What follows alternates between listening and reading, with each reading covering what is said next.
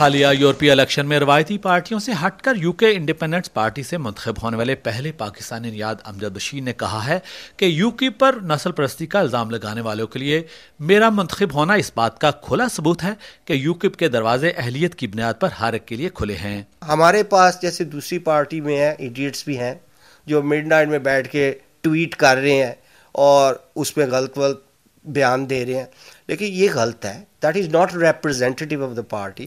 ہماری واحد ایک پارٹی ہے جو کہتی ہے کہ جو بندہ پہلے کسی ایکسٹریم پارٹی کا ممبر رہ چکا ہے جیسے B N P, E D L, national front, they are not welcome. Not only not welcome, if we discover they are been members, we expel them, full stop. In the Labour Party, there are ex-members of BNP who are councillors, who are sitting councillors. In the Labour Party, they are actually chairs of their ward who are ex-BNP.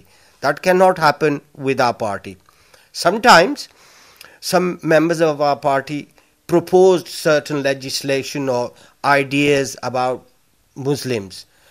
This was done in the height after the 7/7 bombings, جب بہت لوگوں کے temperature high تھے اور کہا یہ کیا کر رہے ہیں مسلم لڑکے آ کے بومنگ کر رہے ہیں، تو اس وقت انہوں نے کہیں ناجائز باتیں لکھی کہ ان کو کنٹرول کرنا چاہیے، ان کو ایک مورل کوڈ پہ سائن کرنا چاہیے۔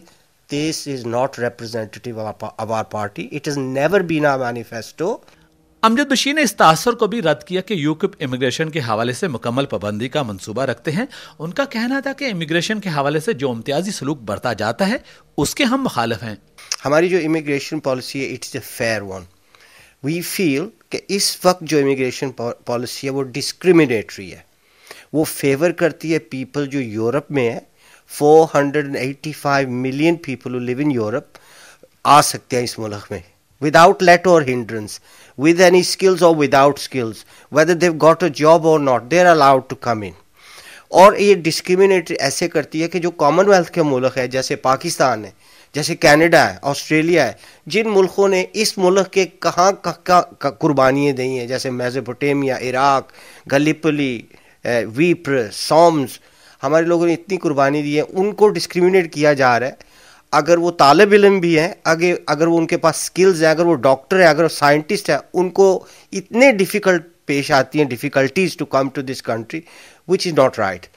ہم یہ کہتے ہیں کہ ایکول بیسس کو سب کو اس ملک میں انٹری دی جائے ارسپیکٹیو آف کلر، ریس اور ریلیجن، جس ملک سے بھی ہے، کیونکہ یہ ایک کارٹیل ہے یورپین یونین، یہ اپنے بندوں کو صرف ادھر آنا دینا چاہتے ہیں۔ ہمارے لوگوں کو یہ مسکنسیپشن ہو رہا ہے، یہ کہہ رہے ہیں کہ یہ ہمیں بھی باہر نکال دیں گے۔ دس از ٹوٹلی رانگ۔ جو ادھر سیٹلڈ کمیونٹیز ہے، جیسے میرے والد 1957 میں آئے تھے، میں 59-60 میں آیا ہوں، etcetera, all those people they haven't any worries what's ever. حالیہ نتائج سے ایک تاثر یہ بھی ابھرتا ہے کہ یورپ میں فرانس، اسپین اور یونان کی طرح برطانیہ میں بھی دائیں بازو کی طاقتوں کو کامیابی ملی ہے، تو کیا یہ نیشنل فرنٹ کی کامیابی سمجھا جائے؟ There are many reasons. If you look at Greece and Spain, which are the lesser economies, they've nearly been bankrupted. If it hadn't been for bailouts, they would have gone bust, right? The whole euro experiment has failed. How can you have different economies at different stages all sharing the same currency? It was a failure.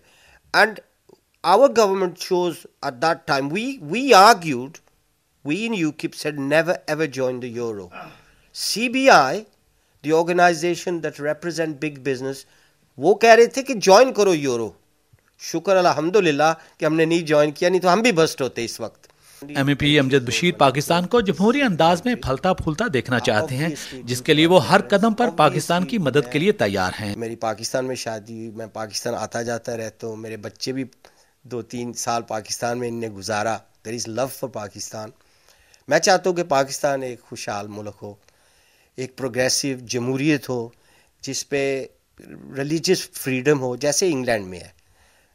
I think tolerance آنی چاہیے ہمارے ملک میں، ہمارے ملک میں extreme مذہب کی belief ختم ہونی چاہیے، اور بزنس کو اہمیت دینی چاہیے، اور ٹرو ڈیموکریسی آ جائے، تاکہ جیسے اس ملک میں پروگریس ہوا ہے۔ اور in my view if you look at Europe And if you look at Great Britain, one of the reasons for success is they've divorced religion from parliament. And I think that everybody in Pakistan should be free to practice their faith without let or hindrance, and the state should govern and try and bring about security and prosperity, and that's what I want for Pakistan.